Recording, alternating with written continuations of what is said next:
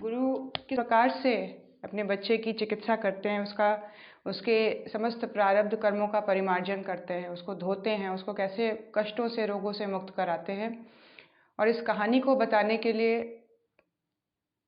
श्रद्धेय डॉक्टर साहब ने बहुत ही सुंदर पुस्तक लिखी है कि किस प्रकार से हम अपने गुरु सत्ता को समझें, वो कैसे कार्य कर रही है हमारे जीवन में।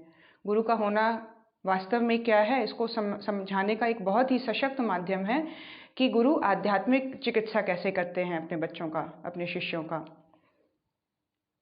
आगे बता रहे हैं, जिन्हें यह अवसर मिला है उनकी अनुभूति में हम इस सच्चाई का एहसास पा सकते हैं।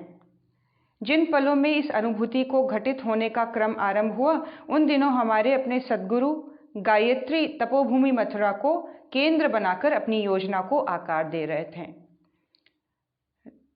आदरणीय डॉक्टर साहब अपने एक्सपीरियंस को शेयर कर रहे हैं हमारे साथ कि जब वो उनके साथ इस चीज़ को समझ रहे थे, आध्यात्मिक चिकित्सा को, और ये वो समय है जब परम पूज्य गुरुदेव मथुरा में, तपोभूमि मथुरा में केंद्र बनाकर अपने युग निर्माण योजना को आकार दे रहे थे।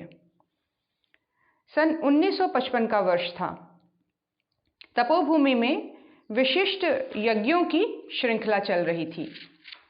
इसमें नंबर 1 4 वेदों का पारायण यज्ञ, नंबर 2 महामृत्युंजय यज्ञ, नंबर 3 रुद्र यज्ञ, नंबर 4 विष्णु यज्ञ, 5 शतचंडी यज्ञ, 6 नवग्रह यज्ञ, 7वां गणपति यज्ञ, 8वां सरस्वती यज्ञ, 9वां ज्योतिष्टोम, 10वां अग्निष्टोम आदि अनेक यज्ञों की प्रक्रियाएं शामिल थीं।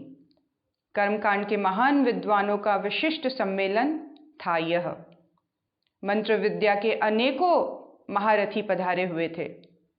कर्मकांड के स्थूल प्रयोग सूक्ष्म को किस तरह प्रभावित करते हैं, किस विधि से जीवन चेतना रूपांतरित होती है, मनुष्य की अंतर्निहित शक्तियों के जागरण के प्रयोग सफल कैसे होते हैं, आदि अनेक गंभीर प्रश्नों पर चर्चा चल रही थी। ये वो इंसिडेंट है 1955 का, जब इस महायज्ञ जो तपोभूमि की भूमि में हो रहा था, विशिष्ट यज्ञों की श्रृंखलाएं चल रही थी। कहीं महामृत्युंजय यज्ञ हो रहा है, कहीं विष्णु यज्ञ है। ऐसी श्रृंखलाओं में बहुत सारे विद्वान इकट्ठे हुए थे और बहुत ही गूढ़ जो विवेचना है स्पिरिचुअलिटी को लेकर, आध्यात्म को लेकर, शक्तियों को लेकर, सूक्ष्म और स्थूल की विद्याओं को लेकर, इन सब चीज़ के ऊपर मनन चिंतन चल रहा था। अनेक गंभीर प्रश्नों की चर्चाएं चल रही थीं। परम पूज्य गुरुदेव इस चर्चा को मौन भाव से सुन रहे थे। गुरुदेव मौन थे।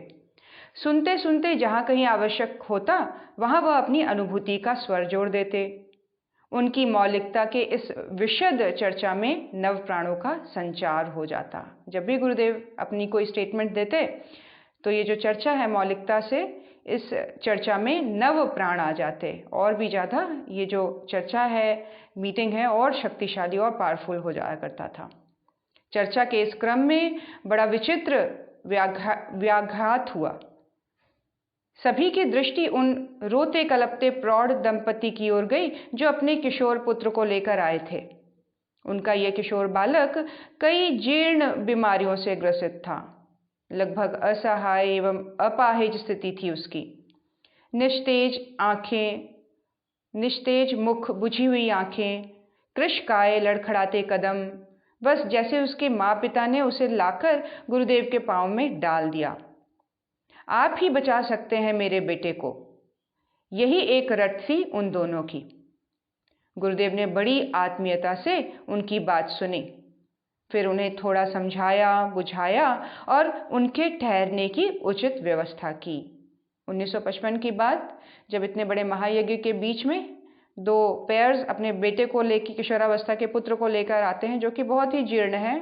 उसको बड़े पेशेंसली गुरुदेव ने सुना उनकी बात और उनको ठहर जाने के लिए बताया। क्या होगा इस असाध्य रोग से घिरे किशोर का, उपस्थित सभी महान विद्वानों की जिज्ञासा थी। किस विधि से आचार्य श्री चिकित्सा करेंगे इसकी? ऐसे अनेक प्रश्न उन सभी के मन में उभर रहे थे। उधर परम पूज्य गुरुदेव पूर्णतया आश्वस्त थे, जैसे उन्होंने उसकी चिकित्सा पद्धति खोज निकाली हो। वह सहज ही उपस्थित जनों को उनकी अनुत्तरित जिज्ञासाओं के साथ छोड़कर अपनी दिनचर्या में व्यस्त हो गए। दिन के यज्ञ कार्यक्रम, विद्वानों की चर्चाएं एवं आने वाले परिजन आगंतुकों से भेंट सब कुछ चलता रहा, पर कहीं अपने मन में किसी कोने में सभी को अगले दिन की प्रतीक्षा थी। ये सभी ने, जितने भी उपस्थित लोग थे, सबने देखा कि किस प्रकार से गुरुदेव ने वो माता पिता की बात सुनी और उनको ठहरने को कह दिया और वो अपने रोजमर्रा के कर्तव्य में जुट गए। सभी देखने वालों के मन में जिज्ञासा थी कि इतने असाध्य रूप से जो रोगी दिखाई दे रहा है बालक, उसकी किस तरह से गुरुदेव उसको ट्रीटमेंट करेंगे, कैसे उसको रोग मुक्त करेंगे। इस बात की का जो एक इंक्विजिटिवनेस थी वो सबके मन में जाग रही थी, क्वेश्चंस आ रहे थे मन में। अगले दिन प्रातः अरुणोदय के साथ ही वेद मंत्रों के स्वर गूंजने लगे। स्वाहा के घोष के साथ सविधि यज्ञ आहुतियां यज्ञ कुंड में पड़ने लगी। भगवान जातवेदस अपने प्रखर तेज के साथ भुवन भास्कर को चुनौती दे रहे थे। इतने में सभी ने देखा कि कल आया हुआ वह किशोर अपने पांवों से चलकर अपने माता पिता के साथ आ रहा है। एक रात्रि में यह अपूर्व चमत्कार, सभी अचरज थे। उनके इस अचरज को और अधिक करते हुए किशोर वय के बालक ने कहा, आप मुझे शिष्य के रूप में अपना लीजिए गुरुदेव। क्या देखते हैं सभी अगले सुबह कि वो बच्चा जो कल तक चल नहीं पा रहा था, बड़ी मुश्किल से माँ बाप उसको उठा के ला रहे थे, वो आज बड़े आराम से अपने पाँव पे अपने माँ बाप के साथ चलता हुआ गुरुदेव के पास आया और उसने कहा कि आप मुझे अपना शिष्य बना लें। और सभी आश्चर्यचकित थे कि एक रात के अंदर ऐसा क्या हो गया कि बालक बिल्कुल स्वस्थ दिखाई दे रहा है, अपने पैरों पर स्वयं चल रहा है। गुरुदेव ने उसके सिर पर हाथ फेरते हुए कहा, बेटा तुम मेरे अपने हो, तुम हमेशा से मेरी आत्मा के अभिन्न अंग हो, परेशान ना हो, सब ठीक हो जाएगा। पर किस तरह आचार्य जी एक विद्वान ने प्रश्न किया। उत्तर में गुरुदेव ने बोला, मिश्र जी, बीमारियां दो तरह की होती हैं, एक असंयम से उपजी, दूसरी प्रारब्ध से प्रेरित। किसी भी तरह के रोग का अटैक दो रीजन से होता है, गुरु सत्ता बता रही है उनको। जब उन्होंने उस बालक को कहा कि तुम मेरे आत्मा का ही अंश हो, तुम मेरे ही अपने हो, तो वेट मत करो कि गुरु दीक्षा के बाद तुम मेरे अपने बनोगे या तुम मुझसे जुड़ पाओगे। तुम मुझसे ऑलरेडी जुड़े हुए हो, तुम मेरे ही अंग हो, मेरे ही अंश हो। ऐसे ही गुरु सत्ता को देखना है। वो ये मैसेज हम सबको इस लाइन के माध्यम से दे रहे हैं कि जरूरी नहीं है कि आपने अगर गुरु दीक्षा नहीं ली है तो ये आपके गुरु नहीं है, ये आपके अपने नहीं है। वंदनीय माता जी, परम पूज्य गुरुदेव, हम उनके ही अंश हैं। ये बात हर सुबह आदरणीय जीजी माँ हमेशा बताती हैं उस ध्यान में, जहाँ हम सुबह का प्रातःकाल का ध्यान शुरू करते हैं। उसमें वो बोलती हैं कि हम परम पूज्य गुरुदेव के अंश हैं। वो तो उन्होंने तो हमारा ध्यान रखा हुआ है। अब हमारी ऐसी मनोवृत्ति जगे कि हाँ, अब हम उनकी ओर अपना ध्यान को पूरी तरह से फोकस्ड कर दें। यहाँ गुरु सत्ता बता रही है कि तुम्हें दीक्षा लेने की जरूरत नहीं है मुझसे जुड़ने के लिए, तुम मेरे ही अंश हो, तुम मेरे आत्मा का अभिन्न अंग हो। तो इस बात की क्लैरिटी, किसी ने पूछा कि ये कैसे आप कह रहे हैं, आप इसकी किस तरह से ये आपका ही अंश है, या आप किस तरह से इसकी ट्रीटमेंट करेंगे। तो उत्तर में क्या मिला उनको आंसर। परम पूज्य गुरुदेव कहते हैं, मिश्र जी, बीमारियां दो तरह की होती हैं, एक असंयम होने की वजह से, दूसरा प्रारब्ध से प्रेरित।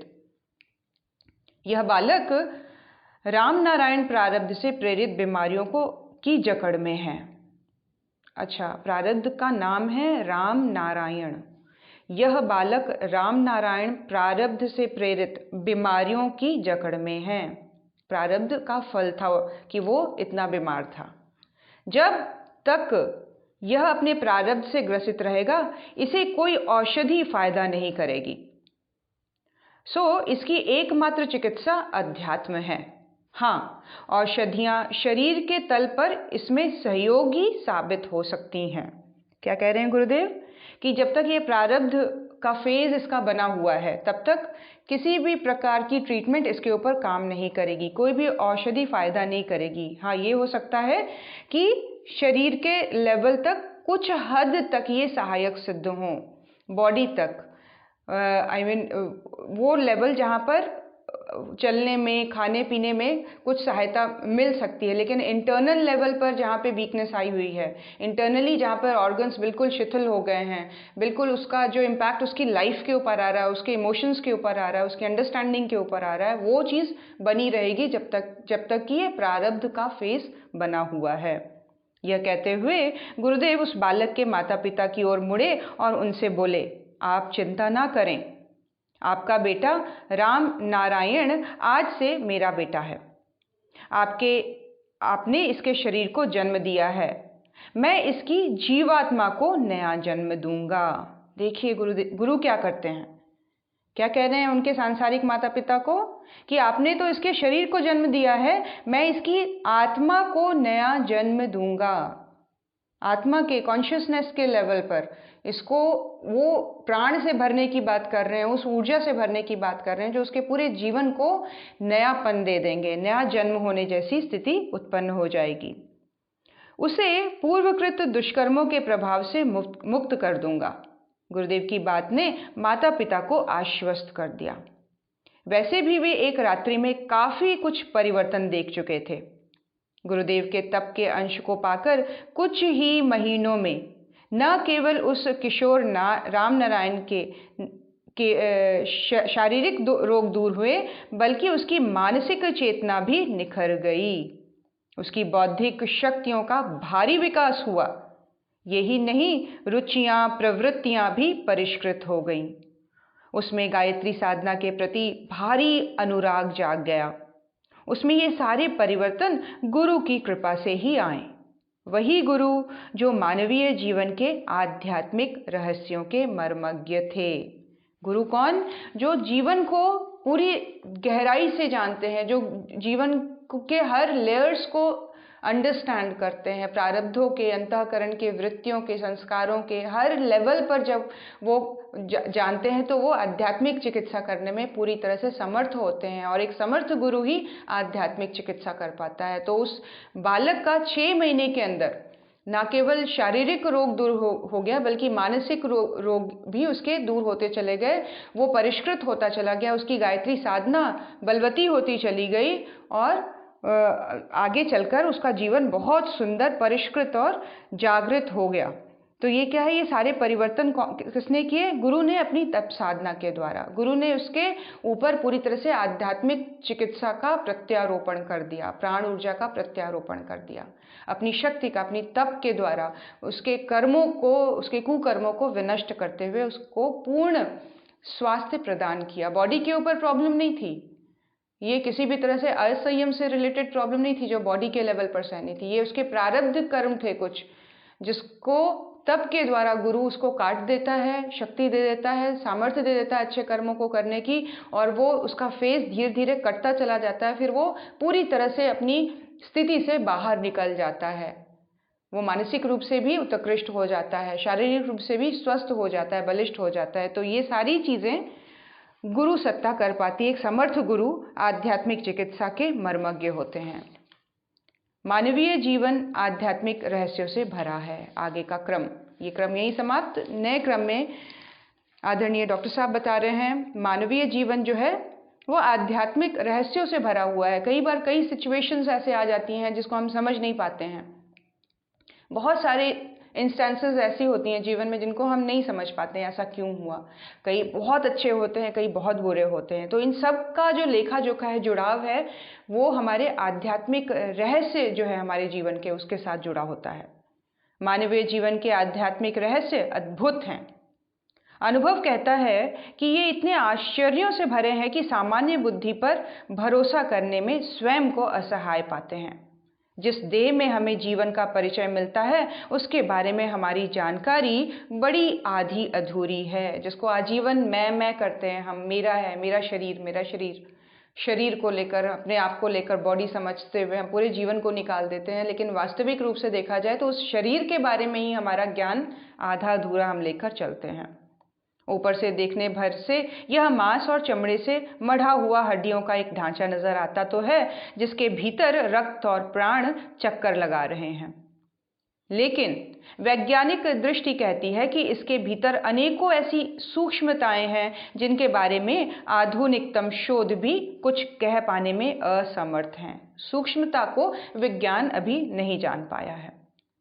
अंतःस्रावी ग्रंथियों की रचनाएं, मांसपेशियों में लिपटे तंत्रिकाओं के गुच्छक, मस्तिष्क की आधी से अधिक कोशिकाओं की निष्क्रिय स्थिति ने तीसरी सहस्त्राब्दी के महावैज्ञानिकों को हैरान कर रखा है। ये ऐसे सूक्ष्म सटल जो इंफॉर्मेशन जिनका आभास तो होता है, लेकिन जिसका रूट समझ में नहीं आता, सोर्स समझ में नहीं आता, जिसकी पूरी जानकारी अभी भी वैज्ञानिकों के हाथ नहीं लगी। इसमें से कईयों का तो ये मानना है कि विज्ञान और वैज्ञानिकता देह की जिन सूक्ष्म रचनाओं को भेद पाने में अक्षम है, संभव है वही आध्यात्मिक रहस्यों के प्रवेश द्वार हों। इस बात को मानने के लिए विवश है विज्ञान कि जो चीज़ें उसके हाथ नहीं लग रही हैं, समझ नहीं पा रहा है जिसके रूट को, जिसके सोर्स को, वो निश्चय ही आध्यात्मिक रहस्यों का प्रवेश द्वार है, एंट्री गेट है।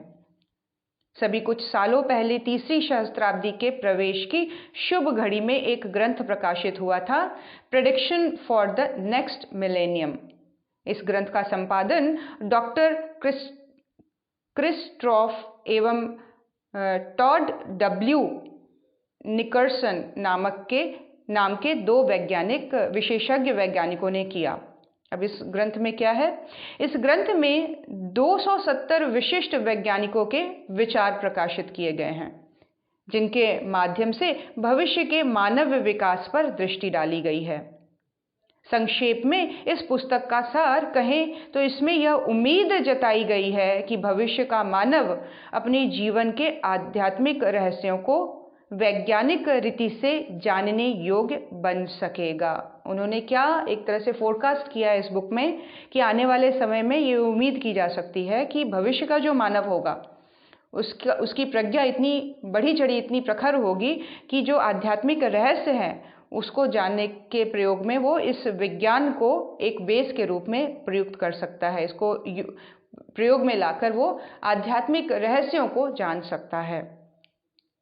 जहाँ तक अपने वर्तमान की बात है तो न केवल देह के रहस्य अनजाने बल्कि प्राणों के प्रवाह भी अबूझ हैं। अभी तक देह के रहस्य तो अनजाने हैं ही, जिसके अंतर्गत गुरुदेव कहते हैं कि हमारे जो ग्लैंड्स हैं उनके फंक्शंस, उनको कैसे उनके ऊपर कैसे इम्पैक्ट किया जाए अपने नीड के अकॉर्डिंग, अपनी ज़रूरतों को अकॉर्डिंग, जो ग्लैंड्स सिक्रीशन है उसमें कंट्रोल, उसमें नियंत्रण कैसे लाया जाए, कम हो गया, ज़्यादा हो गया। मांसपेशियों में जो तंत्रिकाएं, गुच्छकें हैं सूक्ष्म रूप से जिनको आभास हुआ है अभी, तो उसके ऊपर कैसे नियंत्रण किया जाए। ये जो फिजिकल लेवल पर कुछ चीज़ें हैं, इनको न केवल देह के रहस्य अनजाने हैं, ये भी अनजाने हैं, बल्कि जो प्राण प्रवाह है जिसको हमारे ऋषियों ने नाम दिए हैं 5 प्राणों के, जब हम पढ़ते हैं गायत्री महाविज्ञान के अंतर्गत अपान व्यान उदान समान व्यान, तो ये जो प्राण हैं जिनको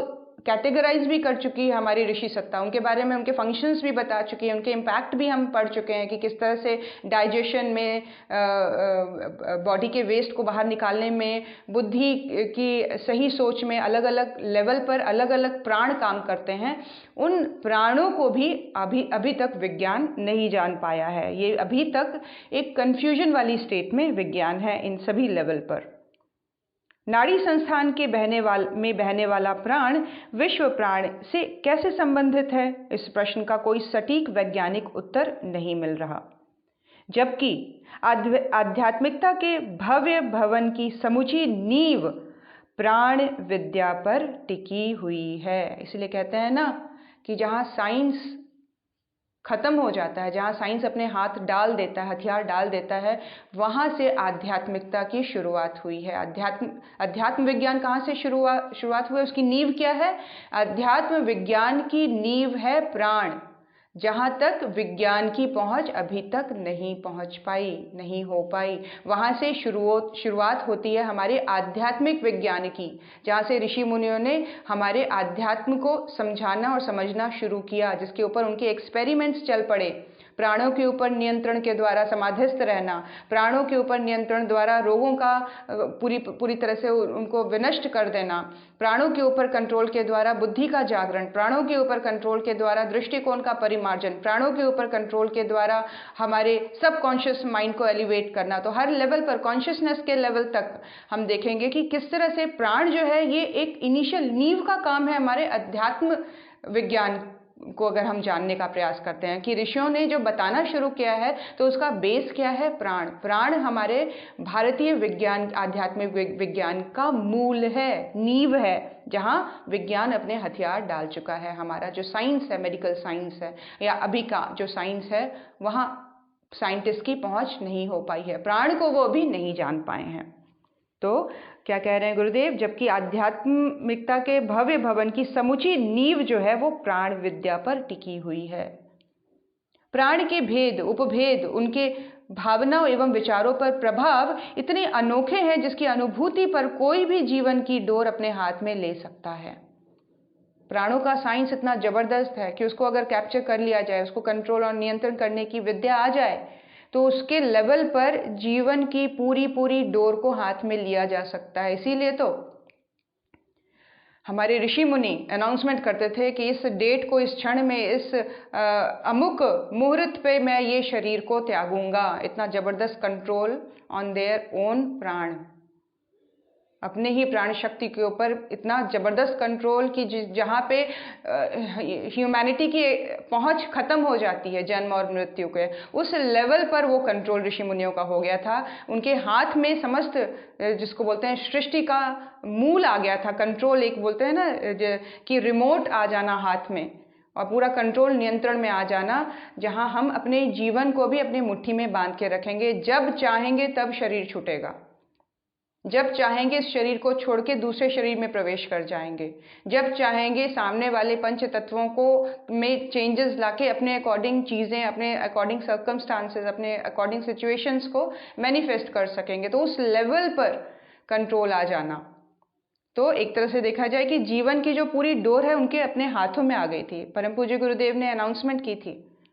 वंदनीय माता जी की अनाउंसमेंट हो गई थी, उन्होंने कब शरीर छोड़ना है। तो ये एक बहुत ही मिनिमम लेवल पर ये बात हमारे आध्यात्म विज्ञान का पार्ट है, जिसको बहुत इनिशियल लेवल का, मूल लेवल का समझा जाता है कि there is nothing very big in it, कि ये अनाउंसमेंट तो करेंगे ही। हमारे ऋषि मुनियों का तो ये बेस है प्राण।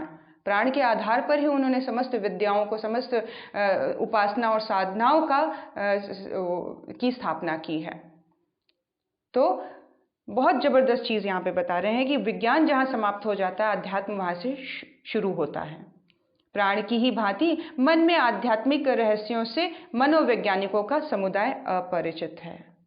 मन के आध्यात्मिक रहस्य, प्राण और मन संबंधित है, ये हमने पढ़ा था, लेकिन अलग अलग एंटिटी के रूप में अगर वो देखते हैं तो मन पे भी अभी मनोवैज्ञानिकों का पूरा जो कंट्रोल है वो नहीं हो पाया है। नॉलेज जो है, सब्जेक्ट नॉलेज, वो नहीं ले पाए हैं।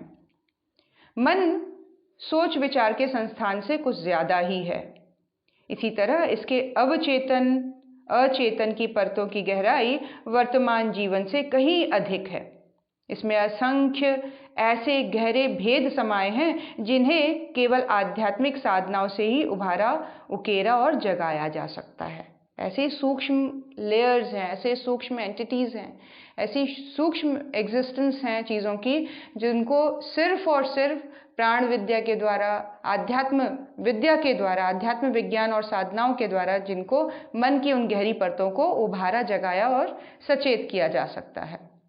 ऐसा होने पर सही मन हमें अतीन्द्रिय झलके दिखाने लग जाते हैं। ऐसा होने पर यही मन हमें अतीन्द्रिय झलकियाँ दिखाने लग जाते हैं। कैसा होने पर? जब उन सूक्ष्म एंटिटीज़ को, उन सूक्ष्म परतों को हम साधनाओं के द्वारा जगाते हैं, उनको उभारते हैं, उकेरते हैं, तो हमें फिर डिफरेंट एक्सपीरियंसेस होते हैं, अतीन्द्रिय क्षमताओं का विकास हमारे अंदर होना शुरू हो जाता है। किसी अनजाने झरोखे से भविष्य की झांकी मिलने लगती है।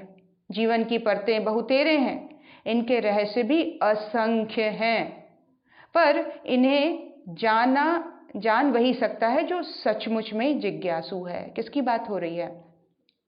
मन की सूक्ष्म परतों को जगाने की बात। मन वो जिसकी बहुत ही भद्दी दौड़ में हम अपने जीवन को व्यर्थ करते भी चले जाते हैं, यही वो मन है जब उसके सूक्ष्म अस्तित्वों को जगाने की साधनाओं के द्वारा हम बात करें, इसको थोड़ा हम फोकस्ड कर लें, इसको हम दूसरी उच्च स्तरीय दिशाओं की ओर लगाना शुरू करें, तो अतीन्द्रिय क्षमताओं का विकास और सूक्ष्म संसार के साथ आदान प्रदान का क्रम और जीवन में अनेक रहस्य उद्घाटित होने लग जाते हैं। लेकिन ये प्राप्त किसको होगा? गुरुदेव ने कह दिया, सच्चा जिज्ञासु जो होगा वही इसको जान पाएगा।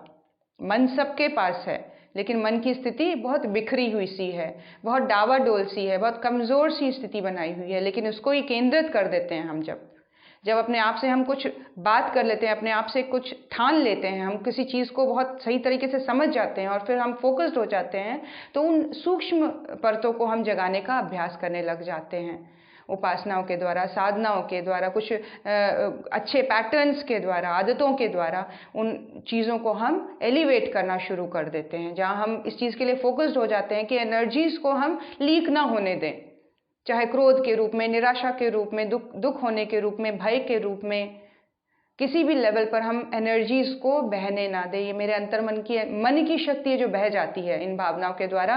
इन भावनाओं को स्थिर नहीं होने देना है, क्रिएटिविटी में लगा के रखना है, अपने आप को बिजी रखना है, अपने आप को व्यस्त रखना है, अपने आप को किसी भी ऐसे काम में जिसमें आनंद भी आ रहा हो, जिसके अंदर हमारी जिम्मेदारी की भावना भी जागृत हो रही हो, हम समाज के प्रति जिम्मेदार हो रहे हैं, हम अपने परिवार के प्रति जिम्मेदार हो रहे हैं। जहाँ भी हम देखें कि हम एनर्जी इसके लेवल पर हम अपने आप को फोकस करते चले जाते हैं, हमारा बिखराव खत्म होता चला जाता है, हमारी एकाग्रता बढ़ती चली जाती है, वहाँ हम अपने मन के ही सूक्ष्म परतों को झकझोरने लग जाते हैं। और उसी में कई बार स्वप्न में, कई बार हमें जीते जागते, कभी इंट्यूशंस के रूप में ये सारे मैसेजेस हमें अंतरिक्षीय ऊर्जा के द्वारा हमारे अंदर प्रवाहित होने लग जाती है और उसकी अंडरस्टैंडिंग, उसकी क्लैरिटी बहुत अच्छी तरह से अपने मन में डेवलप होने लग जाती है। क्या कह रहे हैं? जिसमें स्वस्थ जीवन का सही अर्थ खोजने की लालसा है, जो इस सत्य को समझता है कि आध्यात्मिक चिकित्सा से ही स्वस्थ और सफल जीवन के वरदान पाए जा सकते हैं, वही इस मन के सूक्ष्म रहस्यों को जागृत कर सकता है, जिसमें अंडरस्टैंडिंग है कि सत्य को जाना जा सकता है। किसके सहारे? इसी मन के सहारे जिस मन ने भटकाया हुआ है, इसी मन के सहारे जो मुझे दुखी रखता है, जो मुझे कलुषित रखता है। इसी मन को कंट्रोल करके, इसी मन को एकाग्र करके बहुत सुंदर अपना दैवीय जो मार्ग है उसको प्रशस्त किया जा सकता है जीवन में। ऐसे ही एक सच्चे जिज्ञासु सन 1953 में श्री अरविंद आश्रम में साधना के लिए आए। ये पौंडीचेरी आश्रम की बात है, 1953 महर्षि अरविंद के आश्रम में आए। ऐसे ही जिज्ञासु जिनको अपने मन के सूक्ष्म परतों को जगाने की, अपनी अतीन्द्रिय क्षमताओं के जागरण करने की जिज्ञासा थी। हालांकि उनका पौंडीचेरी से पुराना रिश्ता था, पर जहाँ पर भी फ्रांसीसी औपनिवेशिक सरकार में पहले सेवारत रहे थे, पर वहाँ पर भी वो अपने गवर्नमेंट के काम से आए थे और तभी उनका श्री अरविंद एवं श्री माँ से भाव भरा संबंध बन गया। मानव जीवन में अनंत आध्यात्मिक रहस्य समाये हैं। इस एक बात ने उनकी गहरी हथतंत्री को छू दिया। क्या कह रहे हैं महर्षि अरविंद का एक स्टेटमेंट क्या है? मानव जीवन में अनंत आध्यात्मिक रहस्य समाये हैं। ये इस बात ने उनके अंदर की गहराई को छू दिया। उन्होंने अपने पद से इस्तीफा दे दिया और गियाना के लिए रवाना हो गए। वहाँ उन्होंने अमेज़न के जंगल में अपनी साहसिक साधना में 1 वर्ष बिताया। वापस वो विदेश चले गए और अपने वहाँ के अमेज़न जो वहाँ का सबसे घना जंगल है, वहाँ जाकर उन्होंने साधना करनी शुरू कर दी। इसके बाद ब्राज़ील होते हुए अफ्रीका पहुँचे। इस साहस भरी खोज में उन्हें सद्गुरु के मार्गदर्शन की गहरी आवश्यकता महसूस हुई। इस साधना के दौरान वे ब्राज़ील होते हुए अफ्रीका गए और उन्होंने इस चीज़ को रियलाइज़ किया कि इतनी सघन साधना में इस तरह का जो एक तरह से मैं जो खतरा मोल ले रहा हूँ, इसमें मुझे अपने गुरु का मार्गदर्शन चाहिए। इस चीज़ की उनको बहुत गहरी आवश्यकता महसूस हुई। यही एहसास उन्हें श्री माँ की शरण में ले आया। अपनी 30 वर्ष की आयु में वे श्री माँ के समर्पित शिष्य हो गए। 30 वर्ष की आयु में वे वापस पौंडीचेरी आ गए और श्री माँ को अपना समर्पण कर दिया। माँ ने उन्हें सतप्रेम कहकर संबोधित किया। साधना के लिए साहसिक संकल्प एवं सद्गुरु के प्रति सघन श्रद्धा के सुयोग ने उन्हें नई शुरुआत दी। वे अपनी डगर पर चल पड़े। इस डगर पर चलते हुए उनके सामने एक के बाद एक नए नए आध्यात्मिक रहस्य उजागर होने लगे। क्या कह रहे हैं कि जब वो आए तो श्री माँ ने उनका नामकरण किया, क्या पुकार कर संबोधित किया? सतप्रेम। अपने साहसिक संकल्प और गुरु के प्रति निष्ठा ने उनके जीवन में एक नए मार्ग को जोड़ दिया और जिस पे चलते हुए उनको बहुत सारे आध्यात्मिक जो रहस्य हैं उसके एक्सपीरियंसेस हुए। सबसे पहले उन्होंने अनुभव किया कि सृष्टि ही मानव जीवन की मूल ऊर्जा है। क्या कह रहे हैं? सबसे पहले वो क्या एक्सपीरियंस करते हैं, क्या अनुभव करते हैं कि सृष्टि और मानव जीवन का मूल ऊर्जा केंद्र है। सृष्टि, ये पूरा ब्रह्मांड, और मानवीय चेतना, ये दोनों मिलकर ये संपूर्ण मूल ऊर्जा के रूप में इनको दोनों को देखा जा सकता है। इस ऊर्जा ने अपने निश्चित क्रम में विभिन्न आकार लिए। लोकों की सृष्टि भी इसी तरह से हुई है और मानव जीवन भी इसी भांति अस्तित्व में आया है। अपनी इस अनुभूति के बाद उन्होंने कहा, आइंस्टाइन का सूत्र E=mc² वैज्ञानिक ही नहीं, आध्यात्मिक सूत्र भी है। उनको क्या साधनाओं के द्वारा जो रहस्य एक्सपीरियंसेस हुए उससे उनको क्या क्लैरिटी हुई कि आइंस्टाइन ने जो फॉर्मूला दिया है E=mc², ये एक साइंटिफिक स्टेटमेंट फॉर्मूला नहीं है, ये आध्यात्मिक सूत्र भी है। आध्यात्मिक सूत्र कैसे है? आध्यात्मिक अनुभव भी यही कहता है कि पदार्थ और ऊर्जा आपस में रूपांतरित होते हैं। पदार्थ और एनर्जी, मैटर और एनर्जी का आपस में रूपांतरण चलता रहता है। मैटर भी एक फॉर्म में एनर्जी ही है। मैटर का भी जो सूक्ष्मतम एंटिटी है वो वाइब्रेशन के रूप में ही है, साउंड के रूप में ही है, एनर्जी के रूप में ही है। तो ये जो मैटर है और ये जो ऊर्जा है, ये आपस में रूपांतरित होते रहते हैं। ये आपस में अपने फॉर्म्स को चेंज करते रहते हैं। एनर्जी एक टाइम में मैटर के फॉर्म में हो सकता है और मैटर एक टाइम में एनर्जी के फॉर्म में हो सकती है। तो पदार्थ और ऊर्जा आपस में रूपांतरित होते रहते हैं। मानव जीवन भी इसी रूपांतरण का परिणाम है, जिसे हम देह, प्राण, मन, अंतःकरण एवं अंतरात्मा के संयोग से बना व्यक्तित्व कहते हैं। वे दरअसल कुछ विशिष्ट ऊर्जा तरंगों का सुखद संयोग ही है। ये एनर्जीज के वाइब्रेशंस के रूप में इनको कलेक्टिवली इसको लिया जा सकता है। बता रहे हैं कि हमारा जो शरीर है, हमारे जो विचारणा है, हमारा जो अंतःकरण है, हमारी जो अंतरात्मा है, ये सारी चीज़ें बेसिकली क्या है, वो इस चीज़ को समझ रहे हैं, ऊर्जा तरंगों का एक सुखद संयोग मिलन है। कर्म, इच्छा एवं भावना के अनुसार इन ऊर्जा तरंगों में न्यूनता व अधिकता होती रहती है। भावना क्या है?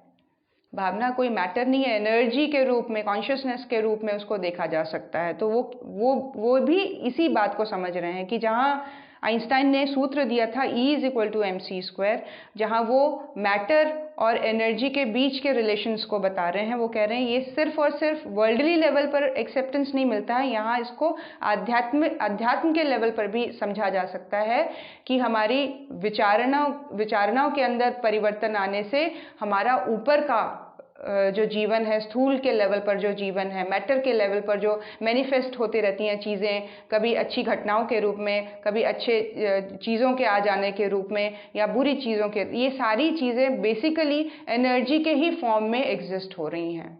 ये भावनाएं, विचारणाएं, ये सूक्ष्म ऊर्जा के ही स्रोत हैं जो हमारे जीवन को परिवर्तित करते रहते हैं, और इनके परिवर्तन से हमारे जीवन का फिजिकल जो एस्पेक्ट है वो भी चेंज होता रहता है ना।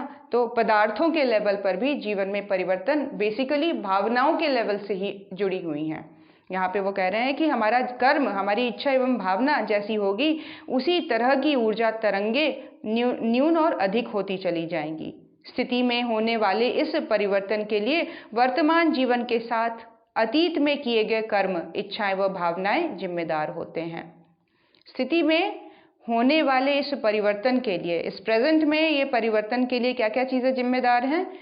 प्रेजेंट का कर्म तो है ही, लेकिन वर्तमान में जीवन तो के लिए वर्तमान जीवन के साथ जो हमने अतीत में किया है, वही बात जहाँ पे आध्यात्मिक चिकित्सक क्या देखता है कि सामने जो रोगी है उसका प्रारब्ध क्या बना हुआ है, उसके कर्म कैसे एक्यूमुलेट हो गए हैं, किस लेवल पर मुझे इसको ट्रीटमेंट देना है, संस्कारों के लेवल पर, कर्मों के लेवल पर, प्रारब्धों के लेवल पर, ये सारी चीज़ें एनर्जीज के ही फॉर्म में एक्यूमुलेट होके जीवन जो ये जर्नी है इसके साथ ये साथ साथ चलती रहती है। इसीलिए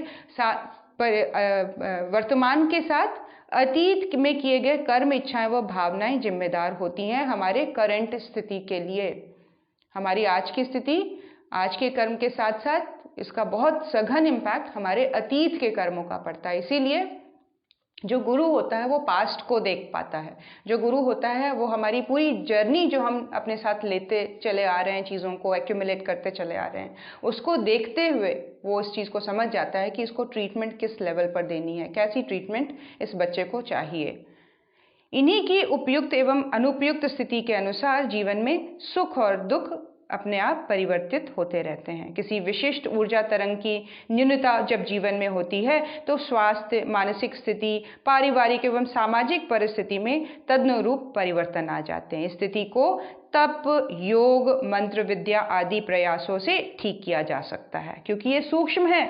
सूक्ष्म को सूक्ष्म के ही लेवल पर ट्रीटमेंट दी जा सकती है। तो कह रहे हैं प्रारब्धवश जो लोअर एनर्जीज हमने एक्यूमुलेट की, जिसकी वजह से स्थिति कुछ गंभीर सी हो गई है, उसको साधना के द्वारा, तप के द्वारा, गुरु की कृपा के द्वारा, गुरु के आशीर्वाद, उसके संरक्षण के द्वारा वो सारी चीज़ें हम बैलेंस कर सकते हैं, ठीक कर सकते हैं। सतप्रेम ने ये सभी प्रयोग एक वैज्ञानिक की भांति अपने जीवन में किए। साथ ही उन्होंने अपने निष्कर्षों को लिपिबद्ध भी किया। उन्होंने इस चीज़ को एक्सपीरियंस भी किया और लिखा भी। जो भी मानव जीवन के आध्यात्मिक रहस्यों को विस्तार से जानना चाहते हैं, उनके लिए सतप्रेम की रचनाएं मार्गदर्शक प्रदीप की भांति हैं। जो इस चीज़ को और इंटेंस तरीके से जानना चाहते हैं कि आध्यात्मिक चिकित्सा होती क्या है, गुरु चिकित्सा कैसे करता है, या हम अपने प्रारब्धों से कैसे फाइट कर सकते हैं, उनके ट्रीटमेंट के लिए किस तरह से चीज़ों को लेकर चलना है, तो इसके लिए हम देख सकते हैं कि उनकी किताबें, सतप्रेम के नाम से, राइटर के नाम से, इनकी बहुत सारी बुक्स अवेलेबल हैं, उनको हम पढ़ सकते हैं।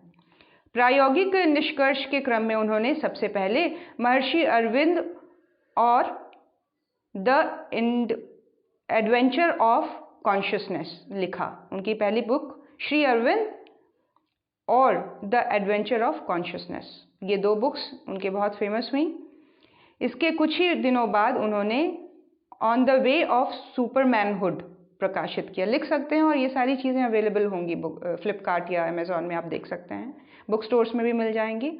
बहुत इंटरेस्टिंग किताबें हैं। श्री अरविंद ये बुक और द एडवेंचर ऑफ कॉन्शियसनेस, दूसरी बुक बता रहे हैं on the way of supermanhood. Shri Maa के संग साथ ही अनुभूतियों को उन्होंने मदर्स एजेंडा के 13 खंडों में लिखा है। श्री माँ के साथ उनकी अनुभूतियाँ, उनके एक्सपीरियंस मदर्स एजेंडा नाम से उन्होंने 13 खंडों में किताबों को प्रकाशित किया।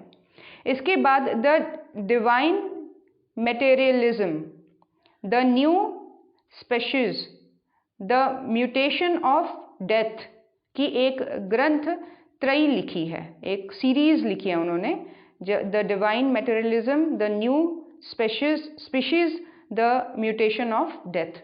इस सीरीज को पढ़ सकते हैं। इसके बाद द माइंड ऑफ सेल्स प्रकाश में आया है।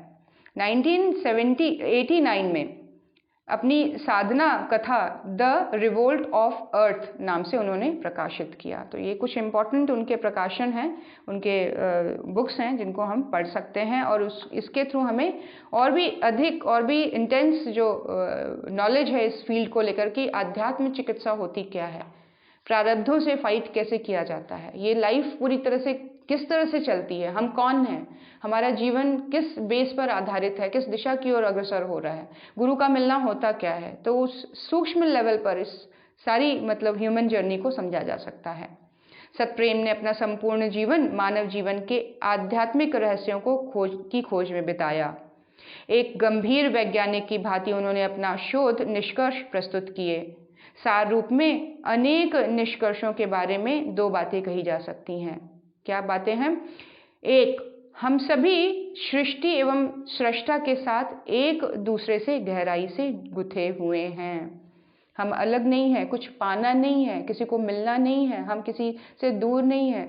गुरु और शिष्य, भगवान और प्राणी एक ही हैं, ऑलरेडी गुथे हुए हैं, ऑलरेडी एक हैं। इट्स जस्ट दैट कि हमें उनसे कम्युनिकेट करना, हम उनको सुन पाएँ, बस वही कला आनी चाहिए।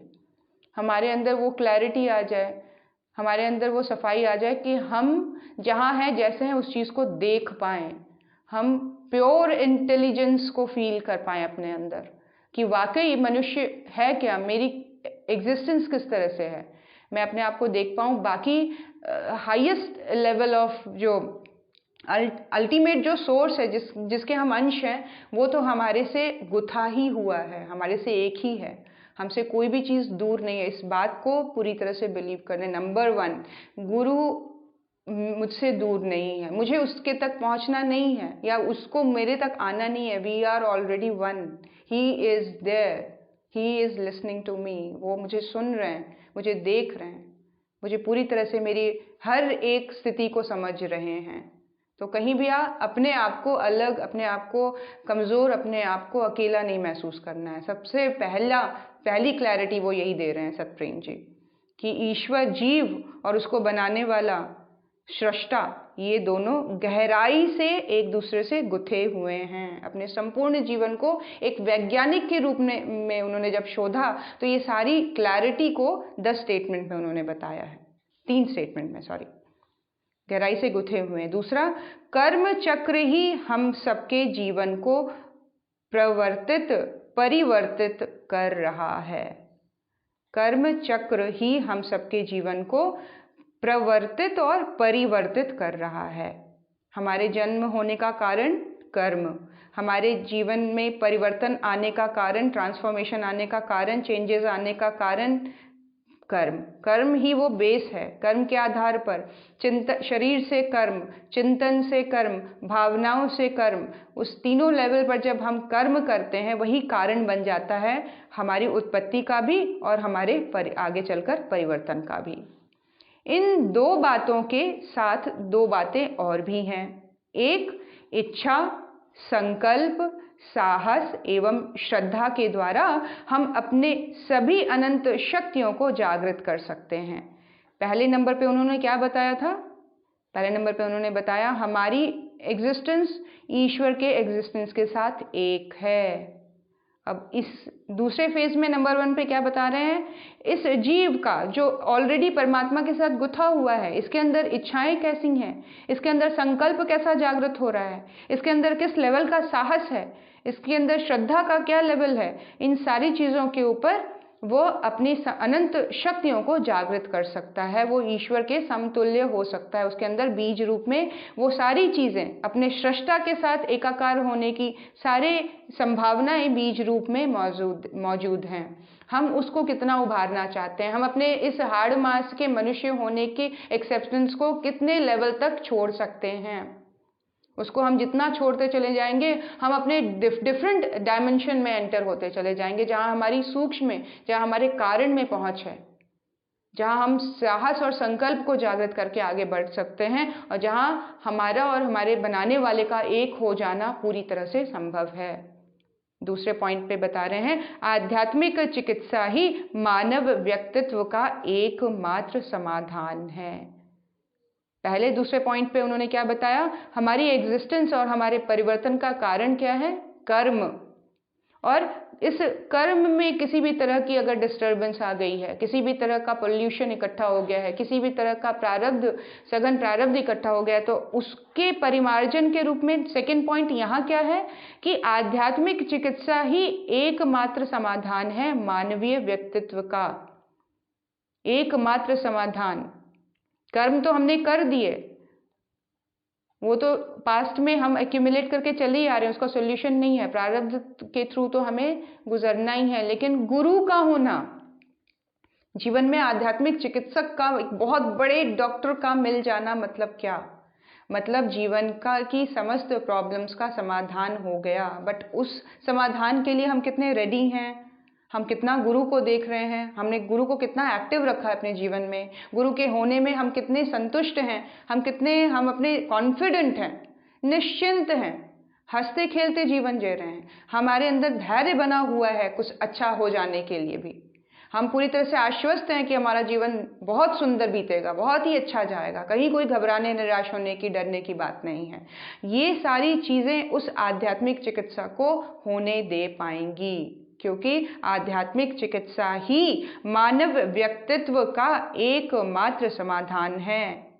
पास्ट कर्मों के एक्यूमुलेशन का सल्यूशन जो हम करके आ चुके हैं, जिसको डिलीट नहीं कर सकता, वहाँ एकमात्र एक शक्ति है जो उसको मैनिपुलेट कर सकती है, चेंज कर सकती है, ट्रांसफॉर्म और डिलीट कर सकती है, वो है हमारी गुरु सत्ता, हमारा गुरु, हमारा आध्यात्मिक चिकित्सक, हमारा मेन डॉक्टर। इसे आस्तिकता के अस्तित्व में अनुभव किया जा सकता है।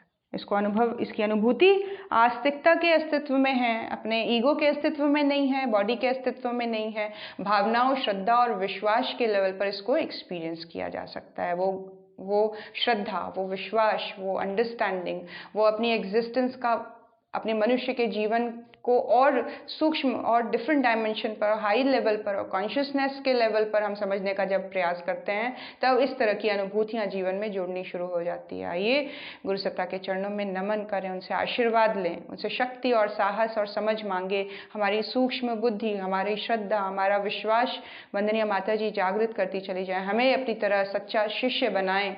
जैसी वो शिष्य थी, उसका एक अंश भी हमारे जीवन में आ जाएगा तो गुरु कृपा से हमारा जीवन धन्य होता चला जाएगा। गुरु हमारे जीवन को आध्यात्मिक रूप से हमारे जीवन की पूरी चिकित्सा करते चले जाएंगे। ऐसी स्पेस हम अपने अंतर मन में बनाते चले जाएं। ऐसी प्रार्थना गुरु सत्ता के चरणों में।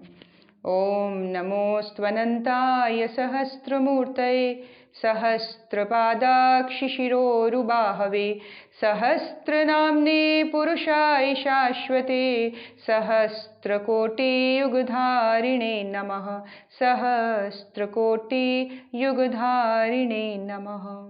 ओम श्री गुरुदेवाय नमः।